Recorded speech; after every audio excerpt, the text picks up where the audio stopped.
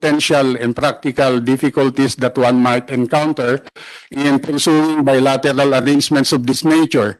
For instance, to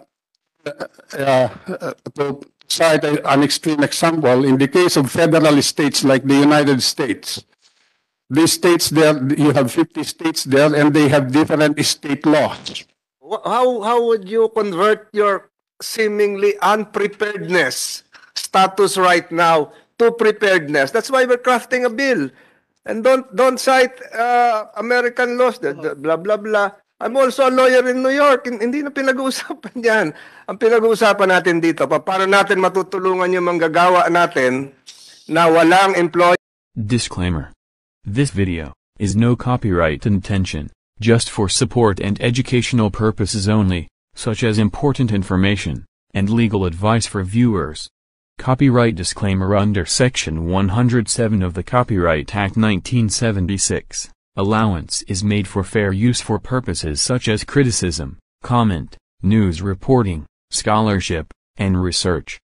Fair use is a use permitted by copyright statute that might otherwise be infringing. Non-profit, educational or personal use tips the balance in favor of fair use. If you like this kind of video, don't forget to like and subscribe, and click on the notification bell. Courage IM's channel. Finalize the contentious points coming out of the proposed bills. And not to lecture on us that it is difficult. Sinabi nyo, mahirapan kayo. How would you convert your seemingly unpreparedness status right now to preparedness? That's why we're crafting a bill. And don't cite American laws, blah, blah, blah. I'm also a lawyer in New York. Hindi na pinag-uusapan yan. Ang pinag-uusapan natin dito, paano natin matutulungan yung manggagawa natin na walang employer-employee relationship na nakalagay sa saligang batas, trabaho ng Estado na bigyang proteksyon ng manggagawa. Hindi yung iiwas tayo na hindi namin kaya to, paano natin bilateral relations. Help us craft this bill. Help us fine-tune these pieces of legislation. Enable our workers benefit from social legislation that can be provided by the state and Congress. So, wag natin sabihin, ay mahirap nga gawin to. Paano natin gagawin? Parang umayaw na tayo rito, sir. Ang trabaho natin, pagandahin ito, ayusin to para sa mga manggagawa, hindi yung para umiwas tayo na hindi natin kayang ipatupad dito. Nasa ibang bansa, meron na tayong Department of Migrant Workers, meron tayong mga polo, Department of Foreign Affairs ang pumapasok sa bilateral relations. Bakit natin, parang sinabi niyo sa amin, wag na natin ituloy ito at napakahirap nito. Wag po ganun, sir. Wag po ganun, sir. Napakasakit pakinggan yung ganun. Kami, kahit nakabakasyon, nagtatrabaho rin kami dito. Si chairman, pinagpupuyatan din ito. Pero pag sabihin natin na hindi natin kayang ipatupad ito at gawin, umuwi na tayo. Parang mali ho yun. Hindi ho yun ang sinumpaan tungkulin nating lahat dito. Salamat po. Thank you. Mr. Chairman, Mr. Chairman. Before that, Senator Joel. Thank you, Mr. Chairman. I commiserate and share the sentiments of our dear colleague, Senator Francis Tolentino.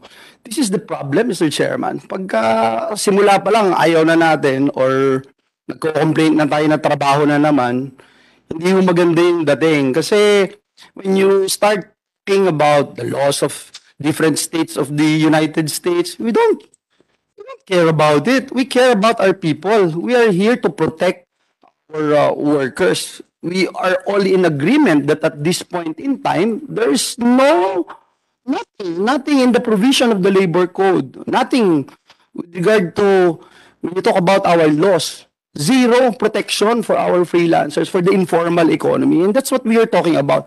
And just for the record, Mr. Chairman, when we passed the occupational safety and health standards, DOLE came to us and said, we don't have inspectors. This representation introduced an amendment, 200+ million pesos for our inspectors. And we provided inspectors for DOLE.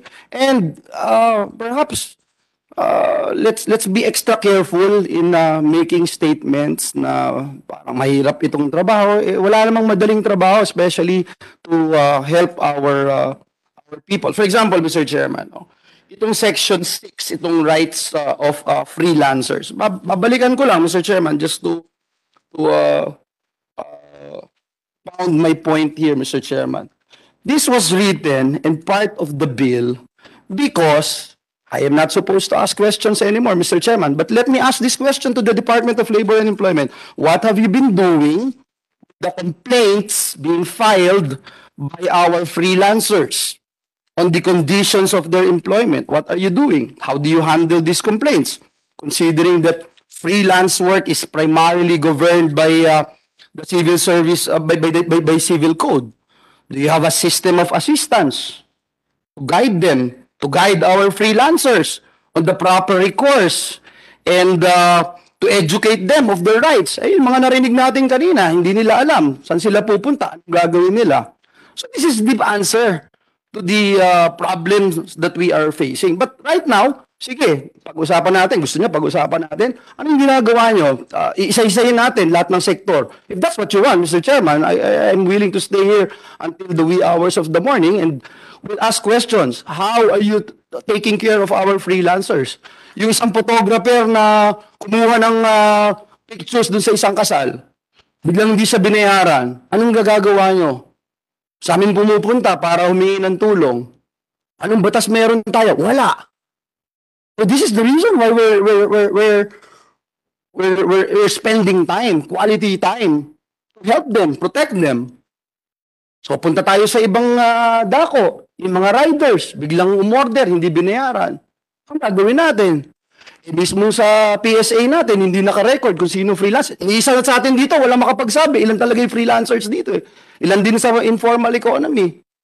Wala makapagsabi eh. Hindi sabihin natin, hindi, mahirap tong trabaho na to.